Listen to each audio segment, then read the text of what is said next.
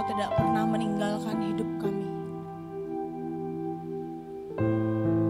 Terima kasih untuk cinta-Mu yang tidak terbatas untuk hidup kami. Melalui segalanya, melewati semuanya Tuhan, Kau tetap Tuhan yang setia. Terima kasih Tuhan Yesus. Terima kasih Tuhan Yesus. Kami mendengar firman-Mu, beri kami telinga, beri kami hati yang mau mendengar Tuhan. Gak cuma sekedar lewat, biar itu masuk dalam hidup kami Tuhan.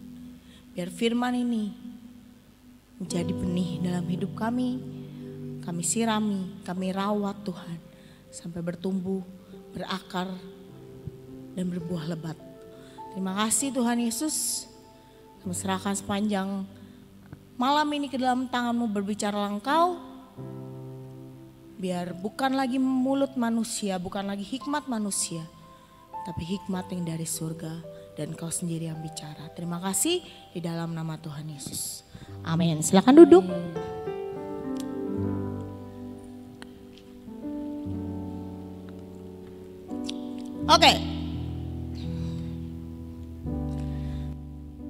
Oke teman-teman, boleh diampilin slide-nya.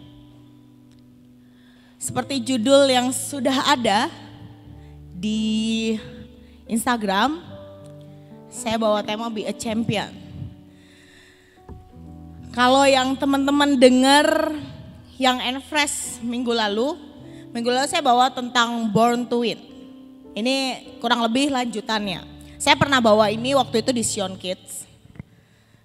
Dan waktu saya lagi mempersiapkan, entah mengapa Tuhan Roh Kudus seperti menunjukkan kembali firman ini.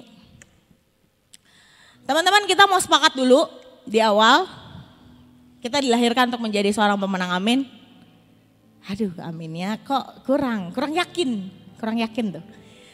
Teman-teman, kita mau sepakat bahwa kita dilahirkan untuk menjadi seorang pemenang, amin. Amin gak? Siapa yang percaya bahwa engkau dilahirkan untuk menjadi seorang pemenang? Angkat tangannya gak apa-apa, jangan ragu-ragu. Oke, kita sepakat ya. Sepakat bahwa kita diciptakan, kita dilahirkan Tuhan untuk menjadi seorang pemenang. Saya mau buka satu ayat dulu, jangan di next ya, ini gak ada ayatnya. Buka dulu ayatnya di Mazmur 139 ayat 13 sampai 16. Ini ayat yang saya bagiin waktu yang Enfresh kemarin. Ayat ini ngomong gini, sebab Engkaulah yang membentuk buah pinggangku, menenun aku dalam kandungan ibuku. Aku bersyukur kepadamu oleh karena kejadianku dahsyat dan ajaib. Ajaib apa yang kau buat dan jiwaku benar-benar menyadarinya. Tulang-tulangku tidak terlindung bagimu ketika aku dijadikan di tempat yang tersembunyi dan aku direkam di bagian-bagian bumi yang paling bawah. Matamu melihat selagi apa? Aku bakal anak. Dan dalam kitabmu semuanya tertulis hari-hari yang akan dibentuk sebelum ada satupun daripadanya. Teman-teman, di ayat ini ngomong apa? Matamu, mata Tuhan. Melihat selagi kita nih bakal anak, teman-teman. Bakal anak tuh berarti kita masih di kandungan. Belum jadi anak, tapi bakal anak. Dan saat itu Tuhan sudah mulai menuliskan kehidupan kita. Di situ ditulis, semuanya tertulis hari-hari yang akan dibentuk sebelum ada satupun daripadanya. Kalau mau panjang lebar nanti teman-teman bisa lihat di YouTube Radio Suara Gracia, bisa didengerin. Karena kalau saya jelasin lagi nggak cukup nanti waktunya. Tapi gini, saya mau kasih tahu bahwa kita semua, hidup kita itu semuanya tertulis, teman-teman. Semuanya tertulis. Bahkan sebelum jadi yang namanya Karen, Tuhan sudah menulis hidup Karen akan seperti apa. Sebelum menjadi yang namanya Eina, Tuhan sudah menulis hidup Eina seperti apa. Jadi hari ini teman-teman, kita dilahirkan untuk menjadi seorang pemenang, itu sudah tertulis dalam kitab Tuhan. Amin. Yuk, next. Boleh next? Kita baca ayat lagi. Baca sama-sama ya, ini pendek ayatnya meski 2 ayat tapi pendek. Baca sama-sama ya, 2, 3. Sebab rancanganku bukanlah rancanganmu dan jalanmu bukanlah jalanku. Demikianlah firman Tuhan. Seperti tingginya langit dari bumi, demikianlah tingginya jalanku dari jalanmu dan rancanganku dari rancanganmu. Kunya itu Tuhan ya, memang ini semuanya caps lock, tapi kunya itu Tuhan. Jadi rancangan Tuhan itu bukan rancangan kita teman-teman. Seringkali kita menemukan kok kayak gini ya Tuhan. Kok katanya aku diciptakan jadi seorang pemenang, tapi kok kayak gini banget ya hidupnya, istilahnya tuh gitu. Kok biasa kalau ada istilah tuh rumput tetangga lebih hijau. Kok kayaknya hidup dia lebih enak ya Tuhan. Kok aku gak dilahirkan dari keluarga konglomerat ya Tuhan. Yang kalau ada iPhone apapun keluaran terbaru, hari ini keluar besok udah saya pakai gitu misalnya. Kok rasanya saya gak lahir di keluarga crazy rich misalnya gitu. Kenapa? Katanya saya jadi pemenang. Katanya engkau menuliskan semuanya. Tapi ingat teman-teman, rancangan Tuhan bukan rancangan kita. Dan jalan Tuhan bukan jalan kita. Di bawahnya ditulis lagi seperti tingginya langit dari bumi, demikianlah tingginya jalan-jalan Tuhan. Jalan Tuhan tuh beyond, lebih dari apa yang kita pikirkan. Memang gak selalu sama, bahkan seringkali tidak sama. Tapi jalan Tuhan tuh beyond, lebih teman-teman. Mungkin kita mikirnya cuma segini, tapi Tuhan tuh mikir lebih dari itu. Kok katanya aku jadi pemenang tapi kenapa keluargaku gak rukun ya Tuhan misalnya. Kok katanya aku jadi pemenang kenapa sorry to say mama papaku pisah. Kok katanya saya lebih dari pemenang tapi engkau ambil satu-satunya orang yang berharga dalam hidup saya misalnya. Kok kenapa dan kenapa. Selama kita tanya kenapa, itu akan membuat tambah pahit. Percayalah, engkau gak akan pernah menemukan jawabannya sampai kita percaya bahwa firman ini iya dan amin. Izinkan Tuhan menuliskan hidupmu. Jangan kasih pensil karena bisa kamu hapus nanti. Kasih bolpen. Bolpen juga bisa dihapus Ci, tapi minimal bolpen lebih permanen daripada pensil. Benar gak? Bolpen lebih permanen daripada pensil. Tapi izinkan Tuhan menuliskan hidupmu sesuai dengan kehendaknya. Percayalah itu akan jauh melebihi dari apa yang kau mau. Jauh melebihi dari apa yang pernah engkau pikirkan. Amin. Next. Klik. How to be a winner atau how to be a champion. Klik. Kamu harus punya never give up. Never give up, gak pernah nyerah. Ada lagu ya, Tuhan tak pernah janji, langit selalu apa? Biru, tetapi dia berjanji selalu menyertai. Tuhan gak pernah di firman-Nya, nak kalau kamu ikut aku langit akan selalu biru. Nak kalau kamu ikut aku jalannya rata. Gak ada di firman. Tapi janjinya adalah apa? Aku akan menyertai engkau, aku akan berikan kau kekuatan. Jadi hari ini teman-teman, never give up. Kalau kamu jatuh 10 kali, kamu harus bangkit 11 kali. Artinya apa?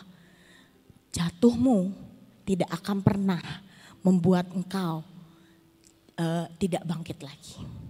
Begitu jatuh, bangkit lagi. Jatuh, bangkit lagi. Karena ketika kita menyerah, kita ini lagi membatasi Tuhan bekerja atas hidup kita. Dalam artian kita tuh lagi ngeblok Tuhan. Udahlah, gak usah pelayanan-pelayanan. Seringkali anak muda tuh gitu kan. Udahlah gak usah pelayanan-pelayanan lagi, udahlah gak usah gereja-gerejaan lagi. Nilai saya masih jelek tuh. Saya dibully juga tuh. Keluarga saya berantakan juga tuh. Gak ada gunanya. hal itu akan ngeblok kerja Tuhan dalam hidupmu. Saya tadi bilang di awal kalau kita terus tanya kenapa, gak akan nemu jawabannya. Yang ada akan makin pahit, akan makin kecewa. Karena apa? Ya gak nemu jawabannya. Karena kadang kan kita ya sebagai manusia, sebagai anak, sebagai adik, sebagai kakak, sebagai sebagai pacar, pacar. Punya ekspektasi, ya kan? Punya ekspektasi terhadap mungkin terhadap orang tua kita, mungkin terhadap pacar kita, mungkin terhadap suami kejauhan masih punya ekspektasi. Tapi begitu ekspektasi itu gak nyampe, seringkali kita apa? Kecewa. Sama, kita sebagai manusia ya pasti punya ekspektasi sama Tuhan. Saya pun ngalami, saya punya ekspektasi sama Tuhan. Tapi begitu gak nyampe, jujur kecewa gak? Kecewa sih. Tapi satu hal, ketika ayat yang tadi kita tanamkan baik-baik dalam diri kita. Kekecewaanmu gak akan membuat pengikutanmu terhadap Tuhan berubah. Tapi justru itu akan membuat engkau makin kuat di dalam Tuhan. It's okay to be not okay. Gitu ya, it's okay. Saya ngomong kemarin di radio, it's okay kamu punya waktu berduka. Kamu punya waktu gamon, gagal move on ya. Tapi ada batasnya. Jangan biarkan itu semua menguasai hidupmu dan membuat engkau jadi orang yang pahit. Ingat, kalau kita pahit, buahnya pahit atau manis? Pahit. Kalau kita pahit, kita bisa nularin kepahitan itu ke orang lain. Jadi hati-hati. Nomor 2, trust in God and trust yourself. Maksudnya apa? Gini, kemarin yang datang PD Selasa, Oma kemarin bagi perumpamaan tentang talenta, bener gak? Ada yang dikasih berapa? 5, 2, sama 1. Tapi kemarin Oma, Ibu Gembala kita membahas dari sisi keadilannya. Sebenarnya kalau dilihat-lihat gak adil. Bener kan? 5, bayangin 5, kedua aja tuh udah gak adil. Gak setengahnya tuh kayak gitu tuh. Ya kan 5 tuh setengahnya 2,5. Ya kan? Terus ke 1. Jauh, apalagi dari 5 ke 1 tuh jauh banget. Gitu loh. Tapi di ayat tersebut ya, kalau nanti bisa dibaca di rumah, di ujungnya ditulis apa? Masing-masing sesuai apa? Kemampuan. Jadi saya tuh selalu ngomong ya sama anak-anak, Tuhan tuh gak pernah iseng menempatkan kita di suatu kondisi. Tuhan tuh gak pernah iseng, iseng lah bikin Karen lah di keluarga ini. Gak. Itu semua tadi apa? Sudah tertulis. Iseng bikin Selin di keluarga ini. Enggak. Tuhan gak pernah iseng. Tuhan gak sebegitu, Tuhan gak sebegitu kurang kerjaannya. Teman-teman. Jadi trust in God and trust yourself. Kita harus tetap percaya sama diri kita. Gak bisa kita, saya percaya Tuhan tapi rendah diri mulu gitu. Gak bisa. Tetap harus ada percaya. Tuhan tuh tahu siapa kita dan bagaimana seharusnya kita. Gitu loh teman-teman. Tuhan gak cuma tahu siapa kita, tapi Tuhan juga tahu bagaimana seharusnya kita.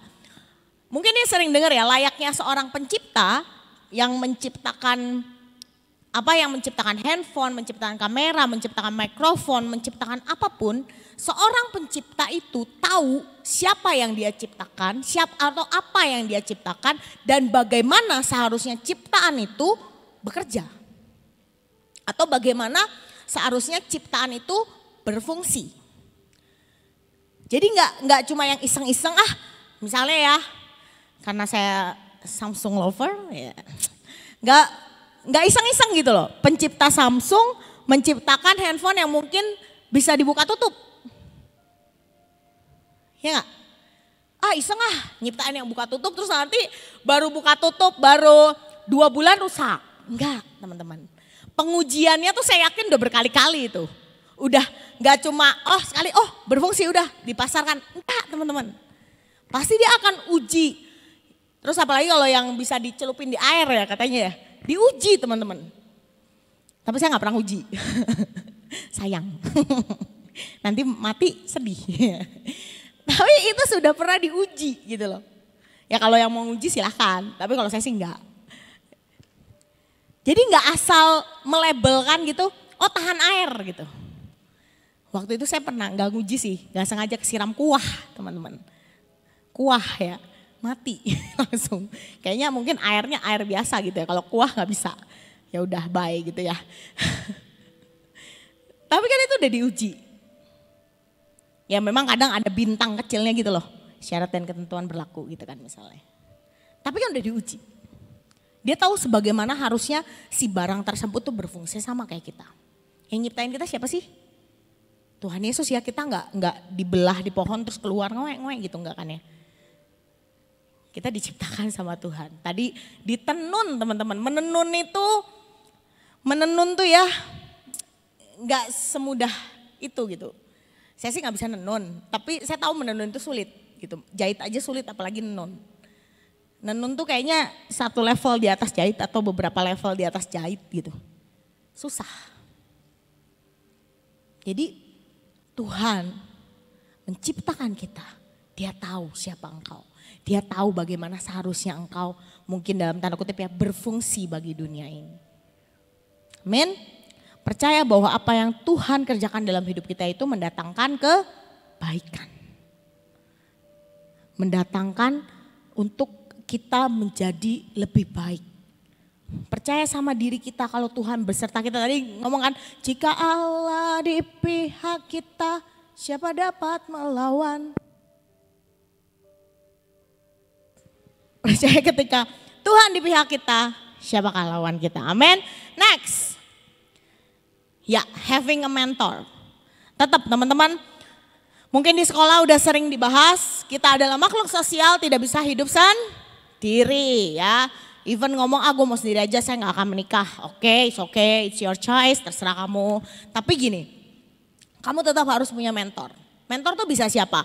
Ya ketua cell group, mama papa kamu mungkin, miss dancer mungkin di sekolah. Kalau memang kamu ada yang kamu bisa percaya dan kamu memang bisa bisa diajak curhat. Bisa apa lagi? Bisa kakak kamu mungkin ada adik kakak yang cukup dekat untuk mereka bisa saling bonding, ngobrol segala macam tuh ada. Tapi tetap kenapa sih harus punya mentor? Karena gini, jangan sampai ya ketika kamu nih lagi lagi luka. Terus kamu cerita sama orang yang luka. Yang ada kalian tuh akan bukan saling melukai, tapi lebih kepada kayak saling ngomporin untuk membuat luka itu justru tambah besar.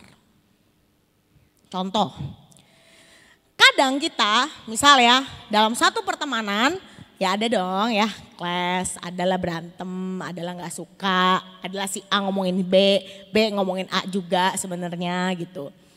Tapi begitu misalnya contoh ini bertiga nih, Jocelyn, Karen, Alin. Taruhlah mereka bertiga berteman, bersahabat, bagi kepompong. Taruhlah mungkin Alin punya clash sama Jose. Karen enggak sebenarnya.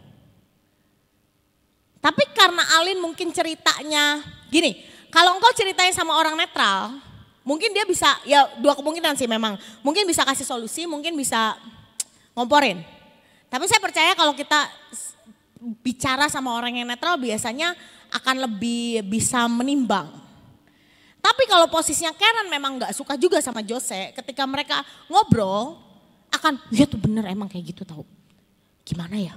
Gimana kalau kemana-mana kita gak usah ngajak aja. Kita bikin grup Apa grup tidak ada Jose-nya misalnya gitu. Jadi grup berdua doang gitu. Yang ngapain bikin grup ya, tinggal langsung japri aja gitu ya. Tapi kan gitu teman-teman. Sering gak sih kadang kita kalau lagi ngobrol sama orang punya kesamaan luka. Yang ada apa? Ngomporin.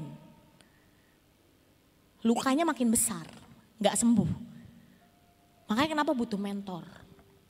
Karena mentor ini adalah orang yang seharusnya bisa melihat dari sisi yang netral.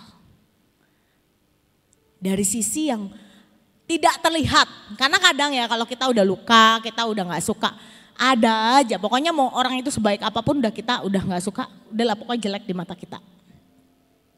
Tapi ketika kita cerita, makanya ini perlu berdoa ya teman-teman. Gak asal kayak main tunjuk, kayak cap-cip-cup gitu enggak. Perlu berdoa. Siapa? Minta Tuhan tunjukkan. Bisa ketua sel group misalnya memang kamu malu misalnya sharing di sel group. Bisa kayak, Ci bisa gak saya share 4 mata karena saya mau cerita. Nah boleh. Dan saya percaya mentor ini yang akan membantu kita untuk, sebenarnya gini, gak selalu berarti mentor itu gak selalu kayak Google ya. Apa-apa ada, mau cari apa ada, enggak. Tapi paling enggak ya, kalau enggak nemu solusi nih, kita bisa berdoa bareng. Memang enggak saya bilang hari itu berdoa, besok masalah selesai, enggak. Tapi paling enggak, masalahmu bisa dibawa doa sama mentor ini. Karena balik lagi, gak bisa teman-teman kita pendem sendiri itu gak bisa. Saya sih berharap ya, teman-teman di sini kalian semua tuh punya 1 orang mentor. Minimal 1 orang, gak usah banyak-banyak, capek ceritanya.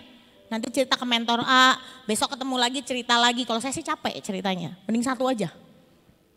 Gitu. Untuk benar-benar dia cover kamu, mendoakan.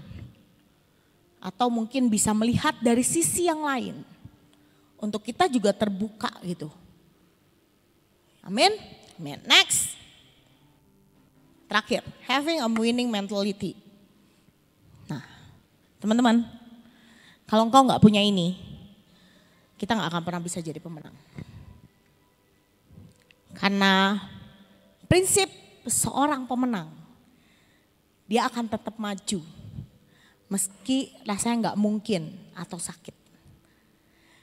Dia mental pemenang itu adalah mental yang mau menyelesaikan kewajibannya dengan tuntas.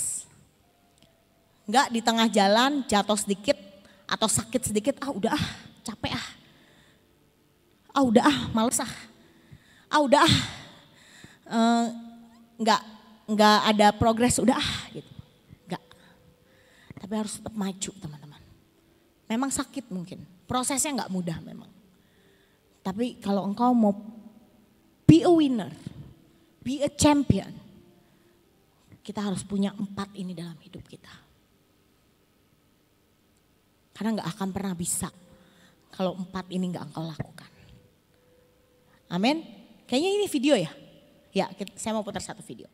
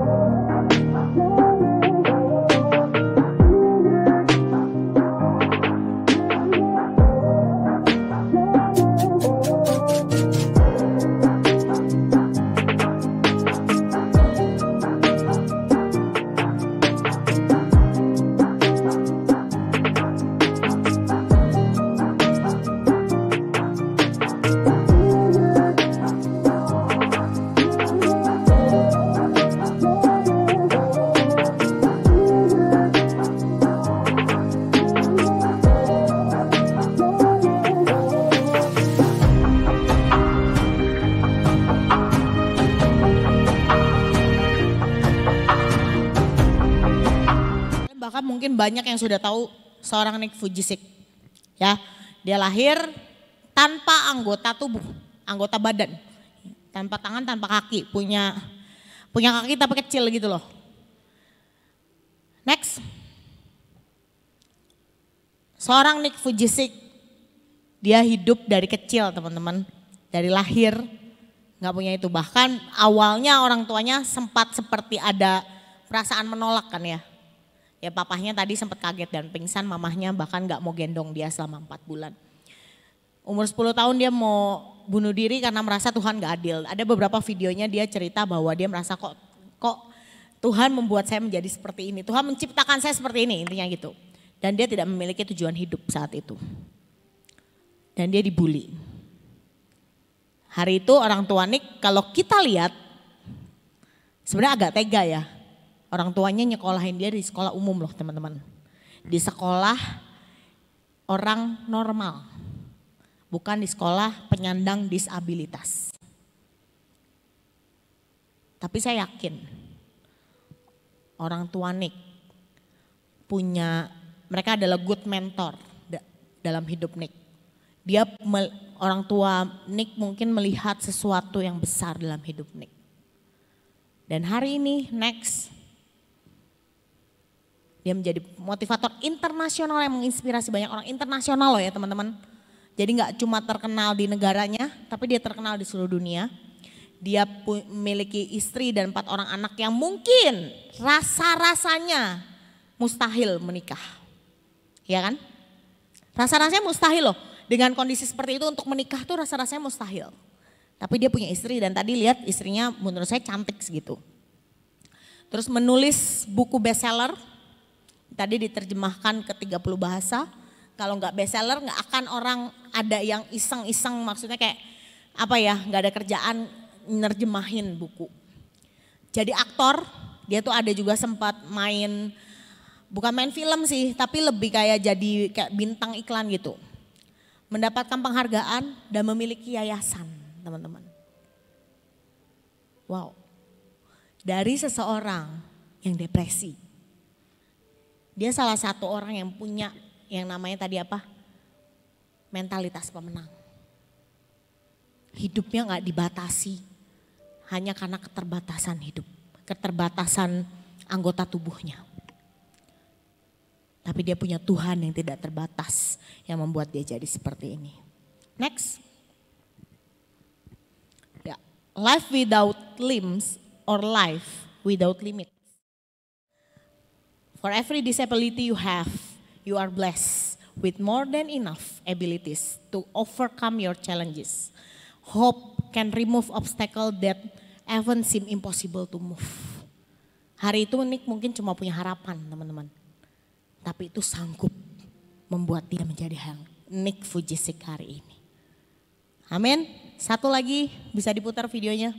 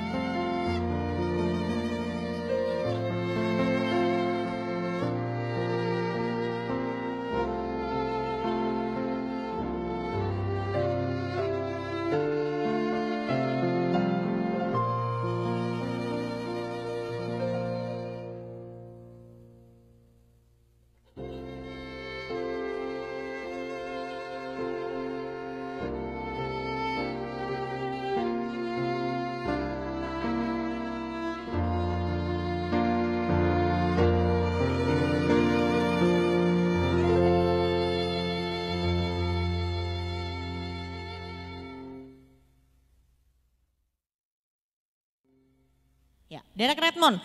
Mungkin untuk sekarang mungkin nggak terlalu terdengar ya, tapi hari itu berita seorang Derek Redmond itu mengalahkan berita pemenang olimpiadenya, teman-teman. Dia memecahkan rekor lari 400 meter tuh pada usia 19 tahun. Dia memenangkan medali emas lari estafet, mengalami cedera dan dia itu sempat menjalani 8 kali operasi waktu itu. Dan dia gagal dalam olimpiade 1992, waktu dilihat ya di video dia itu dijagokan, salah satu yang dijagokan karena cedera hamstring. Hamstring itu salah satu otot yang sangat fatal bagi atlet. Ya atlet lari apalagi. Hamstring tuh kurang lebih di sini nih. Jadi kan dia gitu kan pegang sini kan dia. Hamstring itu salah satu otot yang ya tadi dilihat ya robek teman-teman. Tahu ya robek. Jadi ototnya tuh bener-bener ya mungkin karena kan dia sebelumnya memang sudah jalanin operasi ya mungkin itu efeknya. Tapi hari itu dia divonis tidak bisa menjadi atlet lagi. Cederanya tidak memungkinkan dia untuk menjadi seorang atlet. Rasa-rasanya hari itu selesai hidupnya. Tapi kita bisa lihat di video tadi ya. Dia bisa ngakhirin hari itu teman-teman. Saat itu juga dia bisa udahan. Yang sakit loh. Itu dia jalan pun sakit loh. Jangan disangka jalan gak sakit. Sakit loh. Sakit teman-teman. Tapi hari itu dia memutuskan untuk menyelesaikan apa yang dia mulai. Dan bapaknya, ayahnya datang menghampirinya. Bapaknya ngomong, kamu udah, ayo udahan yuk. Gak apa-apa, kamu udahan tuh gak apa-apa. Tapi dia ngomong, enggak, saya harus selesaiin ini. Dan ayah yang ngomong tadi apa? Oke, kita selesaiin sama-sama. Hari ini teman-teman, apa yang jadi pertandinganmu? Apa yang jadi tantanganmu hari ini? Ajak Tuhan beserta. Mungkin gak bisa kita lakukan sendiri. Gak bisa kita selesaiin sendiri. Mungkin kita tertatih-tatih. Tapi hari ini saya mau kasih tahu, ajak Tuhan turut beserta. Next. Ya. Dia kan gak bisa lari tuh. Udah gak bisa lari ya. Tapi dia sempat jadi pemain basket profesional di tim nasional Inggris. Setelah kejadian itu. Dia jadi pembalap sepeda motor juga. Dan kisah kegagalan olimpiadenya itu menginspirasi banyak orang termasuk kita hari ini. Kalau engkau gak nyerah, kalau engkau punya winning mentality, kejatuhan, kegagalan itu gak sanggup menghentikan kita. Amin. Next. Ya, ini beberapa kata-kata Derek yang menurut saya oke. I must finish it that, just keep running till the finish line. No matter how bad the race is, always finish. Apapun yang terjadi di pertandingan hidupmu, selesaikan. Selesaikan. Jangan berhenti di tengah jalan, selesaikan. Amin. Next. Ya.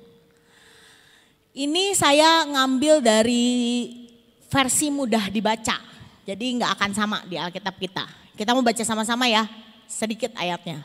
Yuk. 2, 3, kamu tahu bahwa dalam pertandingan semua pelari berlari, tetapi hanya satu yang mendapat hadiah. Jadi berlarilah sedemikian rupa untuk menang. Semua orang yang bersaing dalam pertandingan telah berlatih dengan tekun. Mereka berusaha menerima penghargaan, mahkota. Hanyalah benda dunia yang tidak akan tahan lama, tetapi mahkota kita tidak akan berakhir. Jadi aku berlari seperti orang yang mempunyai sasaran. Aku bertanding seperti petinju yang memukul sesuatu, bukan hanya memukul angin. Jadi lakukan pertandinganmu gak asal-asalan teman-teman. Dalam satu pertandingan pasti ada pemenangnya. Dan jadilah pemenang. Jadilah pemenang. Next. Ya. When you don't give up, you cannot fail. Camkan kata-kata ini. Kalau kita gak nyerah, kita gak akan bisa gagal. Kegagalan itu gak akan menstop. Kegagalan itu boleh, oke, boleh terjadi. Tapi gak akan stop, menghentikan hidupmu. Amin. Tegang-tegang amat nontonnya. Next. Kayaknya ini video atau belum? Video lagi. Satu video terakhir. Banyak video ya. Gracia Poli.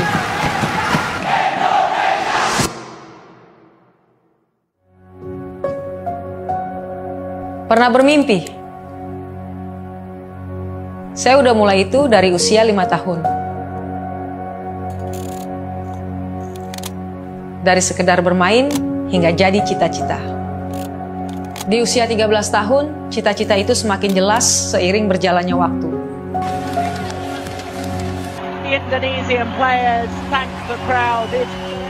Jadi seorang juara. Namanya juga cita-cita, butuh waktu dan perjuangan. Saya tahu semua konsekuensi untuk jadi atlet berprestasi. Mengharumkan nama bangsa ada di depan mata.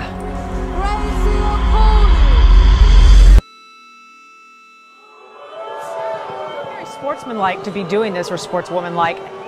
8 elite athletes who were deliberately and flagrantly losing their matches. Menyerah.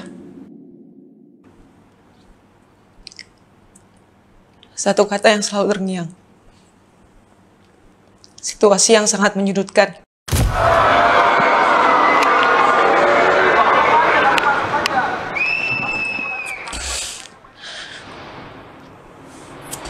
Tidak ada lagi harapan dalam seorang Gracia Poli.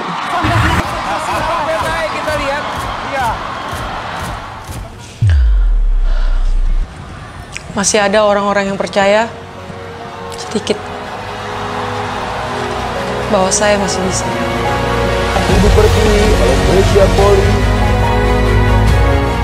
Jika saya menyerah sekarang, kenangan ini yang akan selalu diingat banyak orang. Saya harus bangkit lagi. Bangkit untuk cita-cita saya, bangkit untuk bangsa Indonesia. Gracia Poli.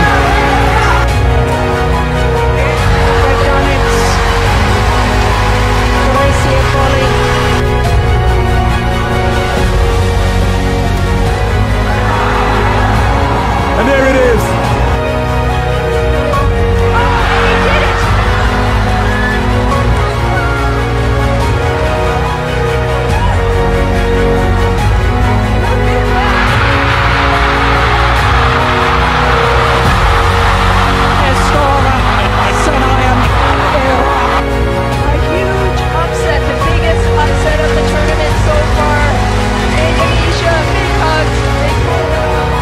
It was their second match point opportunity. The joy overwhelming.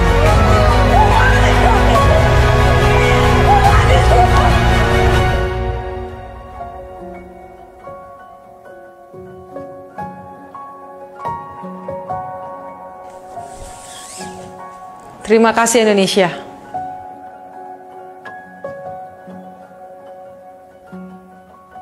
Oke, ini momen Olimpiade ya. Mungkin ada yang ngikutin Olimpiade Tokyo 2020 yang harusnya dilaksanakan 2020 tapi baru dilaksanakan 2021. Saya bukan orang yang ngikutin banget sebenarnya. Cuma jujur waktu seorang Gracia Poli dan Apriani Rahayu itu main di detik-detik terakhir final, itu saya nonton karena mama saya suka badminton. Jadi mau gak mau ya TV ya dia yang nonton gitu, udah gak bisa. Kalau mama sudah bertahta tidak bisa ya. Jadi saya ngikutin badminton karena mama saya senang nonton. Dan salah satunya saya nonton pertandingan ini. Dan jujur saya tuh bukan orang yang apa ya. Ya saya tuh jujur ya malah tidak tahu kejadian diskualifikasinya seorang Grecia Poli. Saya tidak tahu jujur. Tapi kan begitu dia jadi juara Olimpiade, dia nih akhirnya berita itu keluar lagi. Ya, dia gagal masuk Olimpiade 2008. Jadi dari 2008 dia tuh sebenarnya udah bisa masuk Olimpiade tapi dia gagal karena cedera. Lalu dia didiskualifikasi Olimpiade itu 4 tahun sekali ya guys by the way. Jadi dia waktu masuk Olimpiade London 2012 di waktu dimana dia didiskualifikasi. Jadi saya belajarin tentang Grecia Poli, saya nontonin podcastnya. Podcast waktu itu dia ada podcast sama Daniel Mananta. Dia tuh cerita perjuangan dia masuk Olimpiade London tuh nggak dengan mudah teman-teman. Saat Olimpiade itu berlangsung sebenarnya dia lagi cedera bahu kalau nggak salah. Lagi cedera bahu tapi dia paksain karena itu ambisinya. Seorang atlet itu salah satunya itu ambisi terbesarnya pasti masuk Olimpiade. Jadi juara Olimpiade tuh kayak udah harga mati seorang atlet. Karena memang itulah pencapaian tertinggi seorang atlet Olimpiade. Ya. Dia mau berhenti main badminton dan dia kehilangan sponsor. Teman-teman tahu ya kalau di baju badminton itu banyak sponsor kan. Nah dia kehilangan karena tidak ada yang mau sponsori. Dia dapat kartu hitam teman-teman. Dari IOC. IOC itu Komite Olimpiade. Jadi kalau dia udah ngomong A, nggak bisa diganggu gugat. Dan saat itu dia didiskualifikasi, teman-teman boleh cari beritanya. Sebenarnya ya bisa dibilang nggak salah. Tapi dia terkena dampak dari orang-orang yang memang sengaja bermain di Olimpiade. Gitu maksudnya. Jadi intinya dia tuh sebenarnya gak salah lah. Tapi dia harus menerima itu. Hancur teman-teman, dia cerita saya hancur sehancur-hancurnya. Patah hati terbesar dia bilang. Dia itu sampai 3 hari 3 malam gak keluar kamar waktu itu. Dia diusir dari rumah atlet kan, jadi kalau atlet kan dia dikasih tempat tinggal. Dia gak boleh tinggal di situ karena dia sudah bukan atlet saat itu. Kartunya dirobek. Dan malu semalu-malunya. Hari itu seorang Grecia Poli sudah mau menyerah. Umur 2008 tuh umurnya baru 19 tahun. Berarti di 2012 tuh 19 tambah 4, 23 tahun. Itulah usia sebenarnya usia emas atlet, seorang atlet sebenarnya. Dan dia merasa kayak kalau nggak saat ini, belum tentu nanti bisa lagi. Saya waktu nonton Olimpiade Tokyo kemarin, waktu dia menang, itu saya agak terharu teman-teman. Bener-bener itu tuh perjuangan yang gak mudah. Tahu ya kalau yang ngikutin badminton tuh lawan terberat tuh selalu China. Selalu China dan hari itu Grecia Poli menghadapi unggulan pertamanya China. Rasa-rasanya gak mungkin. Rasa-rasanya kayak mungkin ya dia juga udah gak expect. Dia kayak ya pokoknya yang penting masuk Olimpiade dulu, berjuang dulu. Sampai di mana terserah. Bayangin dia 2012 karena di DIS itu ya teman-teman dia tuh gak boleh main. Kurang lebih kalau gak salah 2 tahun di kancah internasional. Iya kalau gak salah 2 tahun, di nasionalnya berapa tahun tapi dipotong jadi cuma 6 bulan. Jadi dia gak boleh main tuh. Jadi diskors lah intinya. Dan itu benar-benar dia hancur, dia bahkan kayak apa gue udahan aja ya gantung raket istilahnya. Tapi hari itu mamahnya, nah itu saya bilang kita harus punya mentor teman-teman. Mamahnya tuh ngomong, kan dipanggilnya Gel gitu ya, Gel. Kalau kamu berhenti sekarang, yang orang ingat tentang kamu, itu ya kamu didiskualifikasi. Yang orang ingat tentang kamu tuh hal buruk. Terserah, kalau kamu mau tetap seperti itu ya udah. Tapi jalanin aja, jalanin lagi. Buktikannya tuh buktikan dalam artian buktikan kalau kamu memang bukan orang yang seperti itu. Akhirnya berbekal semangat dari mamahnya, dia main lagi teman-teman. Dan apa hasilnya? Dia jadi juara di Asian Games 2014, bayangin. Butuh cukup 1 tahun, Tuhan mengubah hidupnya. Dia juara SEA Games 2019. Dan hari ini teman-teman, dia adalah peraih medali emas Olimpiade tertua. Umurnya 33 saat itu, hampir 34. Kalau di Google tuh ditulis 356 hari umurnya. Hampir 34 kan, 10 hari lagi 34 tahun dia berarti. Dan dia adalah peraih medali emas pertama di nomor ganda putri Indonesia di Olimpiade. Sebelum ini ganda putri itu belum pernah dapat emas di Olimpiade. Tunggal putri pernah, tunggal putra pernah, ganda campuran pernah, ganda putra pernah. Tinggal 1 ganda putri dan dia orangnya. Can you imagine Tuhan sanggup mengubah hidup seseorang. Bahkan berita diskualifikasi dia sudah tidak ada. Sekarang tuh yang kedengeran apa? Gracia Poli siapa? Oh, pemenang Olimpiade. Dia punya tagline Come Back Stronger. Dan dia baru nulis buku Menembus Garis Batas. Karena sejujurnya teman-teman untuk seorang atlet badminton umur segitu itu bukan usianya. Kayak apalagi perempuan dia bilang. Itu tuh udah kayak bukan apa ya? Ya pokoknya bukan usianya. Udah lewat masa emasnya tuh udah lewat. Tadi yang saya bilang masa emasnya tuh di 2012 itu. Umur 23, umur 24. Tapi hari itu Gracia ngomong, dia juga bilang, ya mungkin ini cara Tuhan untuk mengubah hidupnya. Karena dia bilang selama ini saya tuh memang mengandalkan kekuatan saya untuk main badminton, untuk mewujudkan ambisi saya. Tapi begitu selesai di Olimpiade itu dia didiskualifikasi, dia mulai menyerahkan hidupnya sama Tuhan sepenuhnya. Dia udah gak punya ekspektasi untuk menang. Dia udah gak punya ekspektasi apa-apa. Jalanin aja. Jalanin semampu yang dia bisa. Jalanin yang saya bisa. Yang penting ketika saya pensiun, ketika saya gantung raket, yang terdengar beritanya tuh bukan yang memalukan, dia bilang. Yang terdengar beritanya ya saya bawa nama baik Indonesia. Jadi hari ini teman-teman, pilihan ada di tanganmu. Apakah kamu menyelesaikan hidupmu dengan catatan buruk yang orang lain akan melihat? Oh, ketika dengar nama kamu misalnya, oh si Ama ini, oh si A si itu anak yang begini misalnya. Oh itu anak yang tukang ngebully misalnya. Terserah. Apakah engkau mau diingat sebagai labelmu adalah itu? Atau kamu mau diingat sebagai dia mah emang mungkin dia pernah jatuh, dia pernah gagal, tapi hari ini dia bangkit menjadi pelayan Tuhan yang luar biasa. Hari ini dia bangkit jadi apa?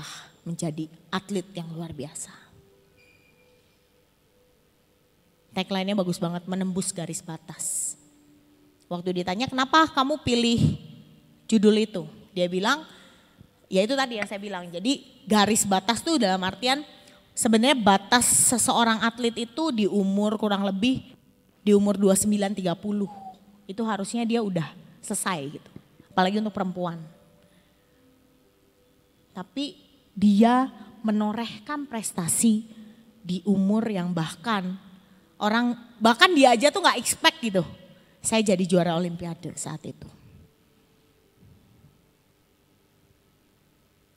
Tadi ya 4 tadi teman-teman. Apa tadi? Never give up. Trust in God and trust yourself. having a mentor, having a winning mentality. 4 ini akan menjadikan hidupmu lebih dari seorang pemenang. Slide terakhir. Winner never quit, quitter never win. Kalau kita selalu menghindar, kamu gak akan pernah jadi pemenang. Tadi Gracia Poli, kalau hari itu di tahun 2012 dia memutuskan gantung raket. Ketika kamu searching namanya di Google, yang keluar adalah berita dia didiskualifikasi. Tapi hari ini ketika engkau searching nama seorang Gracia Poli ada I-nya 2. Di Google yang keluar adalah juara Olimpiade, Gracia Poli menembus garis batas, Gracia Poli comeback stronger. Percaya? Kalau nggak percaya, kalau misalnya nggak percaya, coba nanti di rumah. Derek Redmond, kalau hari itu dia memutuskan berhenti di tengah jalan, udahlah sakit banget nih, udah keluar arena. Orang nggak akan pernah dengar siapa itu Derek Redmond. Nick Vujicic, kalau hari itu dia memutuskan, udah, gue gini-gini aja lah hidupnya. Udahlah, jalani yang ada aja. Orang gak akan kenal siapa Nick Vujicic. Hidupnya tidak akan menginspirasi. Tadi kita lihat videonya, hari itu yang ngomong sama dia apa? Petugas taman ya, penjaga taman atau siapa tadi yang ngomong? Petugas kebersihan. Orang yang gak terduga ya, maksudnya ngomong, Nick kamu tuh bisa jadi pembicara loh. Yang hari itu bahkan dia mungkin gak kepikiran. Dia pertama kali bicara di hadapan 6 orang, cuma 6 orang. Gak tahu tuh 6 orangnya main handphone atau 6 orangnya ngantuk-ngantuk, gak tahu. Tapi 6 orang. Tapi hari ini dia sudah bicara di depan lebih dari jutaan orang. Gak punya tangan, gak punya kaki saudara. Hari ini kita semua lengkap, amin. Amin. Saya gak lagi menghina penyandang disabilitas. Tapi hari ini kita mau belajar gini. Kalau mereka bertiga bisa, kenapa kita gak bisa? Tuhannya sama, Yesusnya sama. So hari ini, be a big champion. Jadilah seorang pemenang. Bukan berarti, hari ini jadi saya harus jadi atlet, Cik. Enggak, hari ini putuskan untuk memenangkan pertandingan hidupmu. Putuskan untuk enggak pernah keluar dari setiap tantangan yang ada. Tapi hadapi, lakukan, selesaikan bersama dengan Tuhan Yesus. Amin. Amin. Yuk tutup Alkitabnya. Saya undang pemain musik.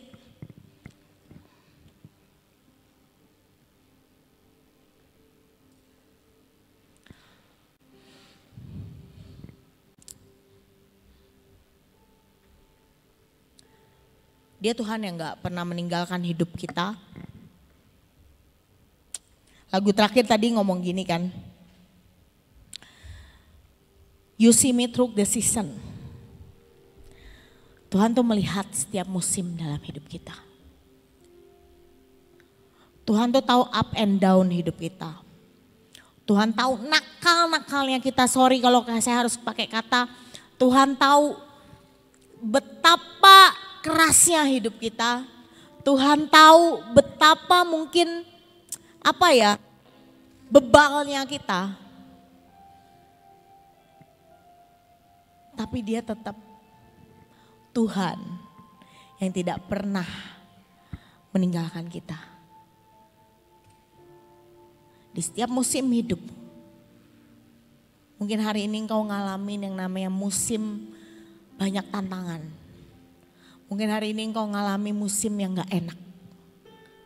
Ingat, dia Tuhan yang sudah menuliskan kehidupanmu untuk menjadi seorang pemenang.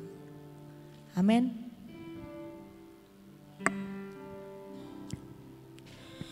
You are forever in my life. You see me through the season,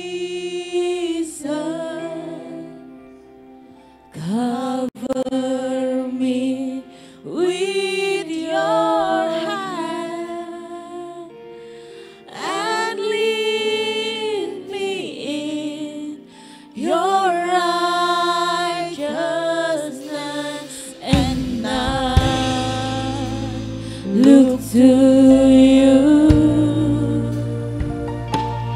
and I wait on you. I sing to you, Lord, a hymn of love for your faithfulness to Terima kasih untuk kesetiaan-Mu yang tidak terbatas dalam hidup kami, Tuhan. I'm carried in everlasting. Terima kasih karena Engkau tidak pernah melepaskan hidup kami.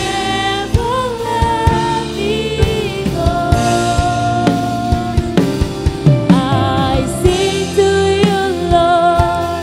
Terima kasih karena Engkau selalu ada di setiap musim hidup For kami. your faithfulness to me. Terima kasih karena Engkau selalu ada bahkan di titik terendah hidup kami, Tuhan. Everlasting love, you'll never let me go. I sing to you, Lord. I sing to you, Lord, a hymn of love for your faithfulness to me. I'm carried in everlasting love. You'll never let me go through it all. Hari ini apa yang jadi pertandinganmu? Hari ini apa yang jadi tantanganmu? Mari saya mau ajak kita 1-2 menit ke depan.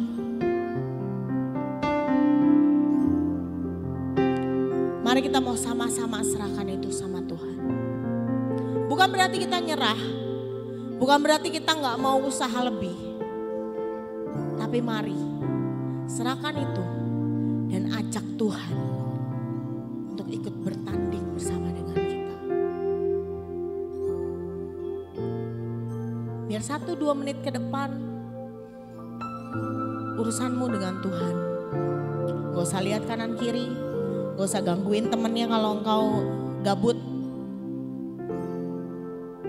Tapi hari ini benar-benar, yuk saya mau sama-sama kita belajar menyerahkan setiap pertandingan, setiap tantangan dalam hidupmu, dan minta Tuhan jamin untuk kita keluar sebagai seorang pemenang.